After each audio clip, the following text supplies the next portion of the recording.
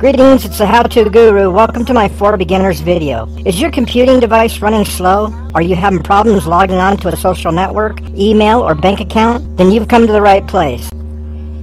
Social networks have become the #1 place for infectious and parasitic content. The common term known as malware is short for malicious, meaning any viral or ware-type content that can infect a computing device. Along with your antiviral security, it is crucial to have and actively run an anti-spyware program on your system at least once a week.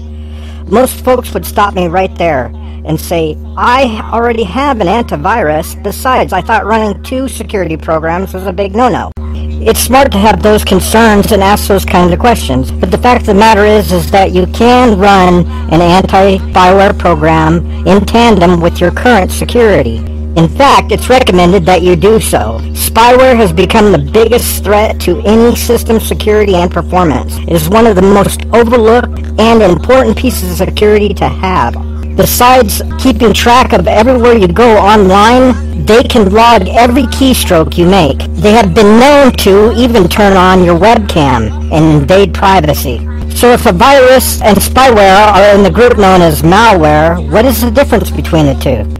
Since this is a beginner's video, and I don't want you to fall asleep on me, a for the most part explanation is the best way to convey the differences between the two threats. Viruses mostly come from the content you download and launch inside of your system. For the most part, are meant to crash and or stop your system from working. Spyware, on the other hand, is mostly a browser, web, and network-based threat, and parasitic in its nature. It being a parasite, it needs a host to complete its directives, and meant to spy on and or introduce other security threats, such as ransomware.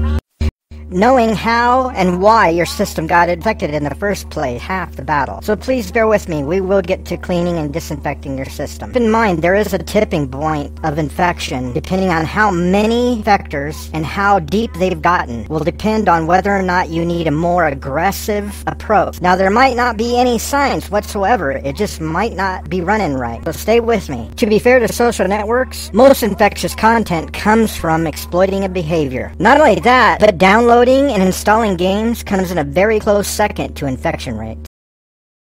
As far as social networks go, more than likely you got infected from someone in your circle of friends who also was infected. Social networks have become the biggest infectors of malicious content through a combination of a false sense of security and the insidious way the parasite reproduces and spreads. Once infected with these parasites, you unknowingly spam its beautiful and enticing larvae by the thousand, member to member. Once that happens, the trap is set. It just has to count on a behavior for the parasitic larvae to attach its proboscis and pupate into malware. The behavior it's counting on is your need to clickety-click-click. That is why this type of behavioral attack is called clickjacking. Never update anything that pops up in your browser. The only purpose of this insidious spam or click handy is to link or redirect you away from where you are to an off-site location, to install infectious content or trick you into thinking you need to log back into Facebook. Either redirecting you through enticing and convincing-looking gift card giveaways to bogus Twitter invites from infected friends, system updates, an infection warning that pops up in your browser, to games, sexual content, and videos that need a flash layer update, either asking for PayPal information or just sits and spinning a circular gift, either installing malware and or leading you to a phony sign-in, ultimately fishing for any sort of information to run a bunko scam. It is important to be aware that absolutely none of this relentless spam, parasite spawn, or jack maggot, it's true, absolutely none of it is legitimate. And interface redirecting a user through bogus claims is nothing new, but the technique has found its niche in social networks. From Facebook to Twitter, it is a huge problem. Even if none of this is familiar to you, the 3 freeware applications I will show you next will tune your PC. For you that it struck a chord with, download and install the 3 suggested applications in the below description. After running, log into your social network and change your password and content filter settings. Run the anti-spyware first and update the definitions before running. My favorite anti-spyware is Super Anti-Spyware. With its easy-to-use point-and-shoot interface, it's perfect for the beginner, and it's always been ranked one of the best. Make sure to update by clicking down here before scanning. Check all the boxes except these two, and click Complete Scan.